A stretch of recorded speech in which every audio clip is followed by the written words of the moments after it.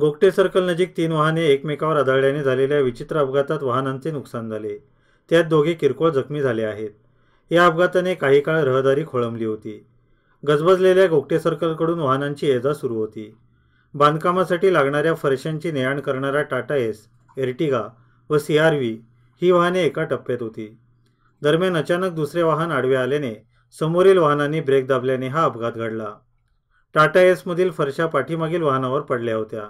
या अपघातात KA22B9900 क्रमांकाचा टाटा एस, KA22Z0582 क्रमांकाची एर्टिगा व KA22MF5050 क्रमांकाची SR-V या वाहनांचे नुकसान झाले असून समोरील व मागील भाग चेपले गेले आहेत।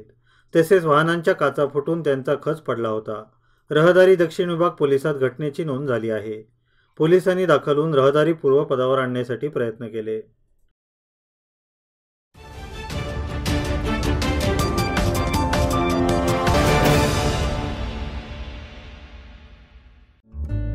सबस्क्राइब करा तरुण भारत डेली बेलगाम न्यूज चॅनल आणि ताज्या घडामोडी पाहण्यासाठी बेल आयकॉनवर क्लिक करा।